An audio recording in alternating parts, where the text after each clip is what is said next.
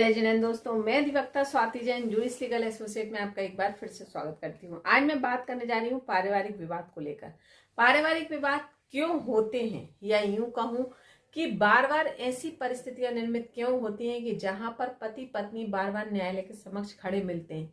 इस बात पर अगर हम सोचें तो कहीं ना कहीं हम सुधार की परिस्थितियां ला सकते हैं या सुधार हो सकता है। लेकिन अब बात करते हैं कि सुधार करे कौन। तो यहाँ पर जब पारिवारिक विवाद है तो परिवार के सदस्यों को ही सुधार करने की परिस्थितियां निर्मित करनी पड़ेंगी, या पति पत्नी को ही इस ओर सोच समझ कर चलना होगा कि हमारे बीच में ऐसी परिस्थितियां निर्मित ना हो। लेकिन बात आती है कि आखिर ऐसी परिस्थितियां क्या। तो यहाँ पर मैं बहुत छोटा सा एक 2 लाइन का जुमला आपसे कहकर कहूंगी कि अगर इस बात को थोड़ा सा बदल लें तो कहीं ना कहीं परिवारों में विवाद की स्थितियां सुधर सकती हैं। आज हम इसी पर बात करेंगे। जानकारी पूरी पाने के लिए वीडियो में बने रहिए। और अगर अभी तक आपने मेरे चैनल को सब्सक्राइब नहीं किया है तो मैं आपसे रिक्वेस्ट करूंगी कि मेरे चैनल को सब्सक्राइब कर लीजिए ताकि आने वाली वीडियो की नोटिफिकेशन आपको मिल सके। चलिए बात करते हैं कि आखिर पारिवारिक विवाद होते क्यों हैं। तो सिर्फ इसमें एक लाइन में अगर जो पति पत्नी ने सोच बना रखी है जहां पर विवाद होते हैं, उसमें अगर इस लाइन में थोड़ा सा करेक्शन कर लें तो कहीं ना कहीं इन चीजों में सुधार की स्थिति बन सकती है। जैसे पति और पत्नी जब विवाद की स्थिति में खड़े होते हैं तो उनकी सोच ये कहती है कि सिर्फ और सिर्फ मैं सही और तुम गलत, हर बार मैं सही और तुम गलत।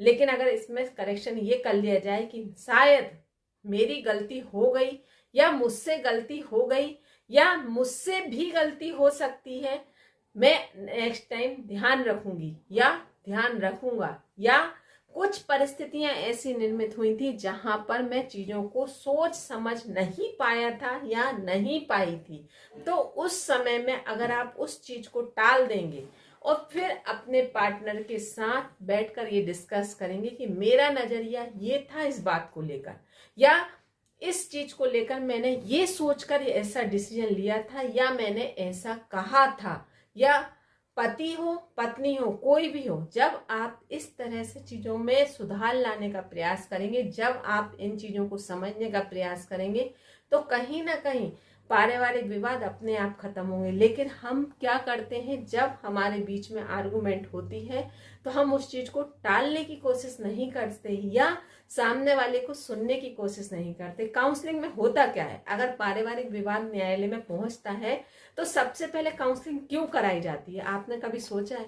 क्योंकि न्यायालय को भी मालूम है पति पत्नी का विवाद ऐसे कोई मुद्दे लेकर नहीं होता, सिर्फ और सिर्फ पति पत्नी की बेवकूफी से होता है, जो कि उन्हें ऐसे मोड़ पर लाकर खड़ा कर देता है। अगर वो दोनों थोड़ा सा भी इन चीजों में सुधार लाने का या समझने का प्रयास करेंगे तो 101% इन चीजों में चेंज आ सकते हैं।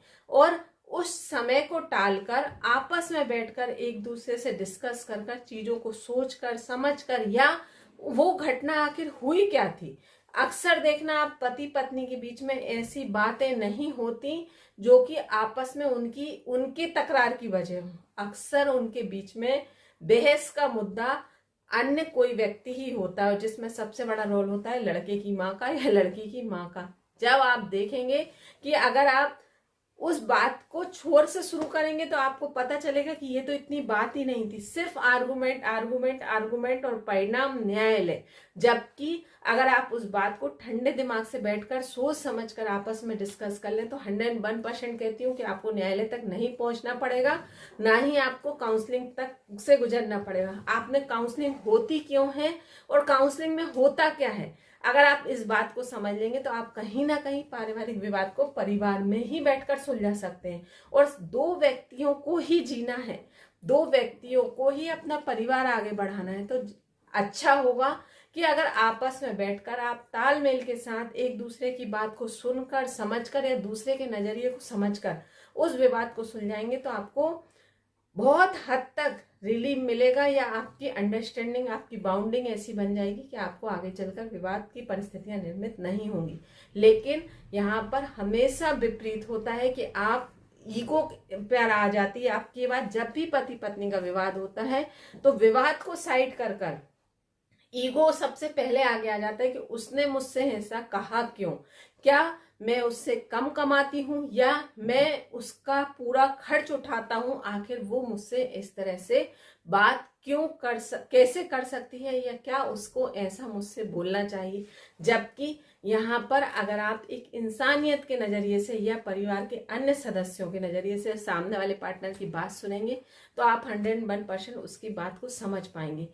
पति पत्नी के बीच में तलाक होता क्यों है? क्योंकि तलाक का ऑप्शन है पति पत्नी के बीच में, जो कि बहुत वर्स्ट कंडीशन वाले पति पत्नी के लिए दिया गया था, या उनको 498 का दिया गया था, या डीवी का दिया गया था, या सीआरपीसी 125 में दिया गया था। लेकिन आज हमने जनरली तूतू मैमा को ये रास्ता दे दिया। और पति पत्नी के बीच में तलाक होता क्यों? क्योंकि ऑप्शन है। ये विवाद आपके अपने माँ के साथ भी हो जाता है, ये विवाद आपके भाई के साथ भी हो जाता है, लेकिन उसमें तलाक का कोई ऑप्शन नहीं है। इसलिए आप वहां पर आर्गुमेंट कर हट जाते हैं और उसके बाद आप उस रिश्ते को कुछ समय के बाद चीजें भूल जाते हैं और वो रिश्ता आप नॉर्मल जीने लगते हैं। लेकिन आपको यहाँ मालूम है कि मैं अपने पति से तलाक ले सकती हूँ या मैं अपने पत्नी से तलाक ले सकता हूँ, तो आप यहाँ पर उस रिश्ते को एक नया मोड़ देकर और वहां पर उस रिश्ते को खत्म करने के उतारू हो जाते हैं। जबकि इससे ज्यादा वाद विवाद जमीन जायदाद को लेकर, प्रॉपर्टी को लेकर, या कोई भी घरेलू समस्या को लेकर आपके परिवार के अन्य सदस्यों से विवाद हो जाते हैं। लेकिन आप वहां पर तलाक का ऑप्शन नहीं है, इसलिए आप वहां पर तलाक नहीं ले पाते। बात गलत लग रही हो या गलत कह रही हूं तो आप एक बार मुझे कमेंट बॉक्स में कमेंट करके जरूर बताइएगा, क्योंकि यहाँ पर थोड़ी सी सोच का नजरिया है। अगर आप सोच कर देखेंगे, चीजों में फेरबदल कर देखेंगे, तो आप यहाँ पर चीजों को समझ पाएंगे और एक परिवार को अच्छा चला पाएंगे। लेकिन यहाँ पर हमारी सोच सिर्फ यही बन गई है आज की तारीख में, जहां लड़के और लड़की बराबरी का अधिकार मांगते मांगते वो अपने रिश्ते की वैल्यू को ही खत्म कर लिया उन्होंने। वो वहां पर भूल ही गए कि हम एक परिवार में हैं, ना कि एक दौड़ में दौड़ रहे हैं, जहां पर हमें ये लगता है कि इसे हराकर ही मैं आगे निकलूंगी या इसे हराकर ही मैं आगे निकलूंगा। जबकि परिवार की सुंदरता या परिवार की जो हम कहेंगे कि सामर्थ्यता या परिवार की जो मतलब प्रमुखता है, वो एक दूसरे के साथ चलने में, एक दूसरे के साथ खड़े होने में। जबकि हमने इसको दूसरा रूप दे दिया है। तो यहाँ पर आप अगर थोड़ी सी बात समझेंगे, पति पत्नी दोनों से कहूंगी कि दोनों आपको अपना जीवन जीना है, तो आप दोनों आपस में बैठकर समस्याओं को सुलझाएंगे, एक दूसरे की बात को सुनेंगे, समझेंगे, तो एक अच्छा वैवाहिक जीवन जी सकते हैं।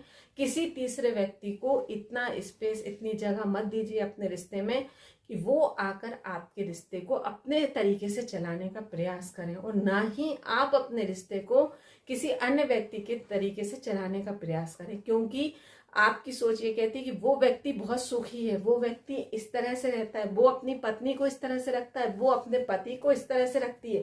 तो ये सिर्फ और सिर्फ आपका भ्रम है, क्योंकि वास्तविकता ये नहीं होती। जब तक आप किसी के जीवन में पूरी तरह से नहीं झांके, उसके बाहर के रूप को देखकर उससे अपने जीवन की तुलना करना आपकी सबसे बड़ी बेवकूफ़ी होती है।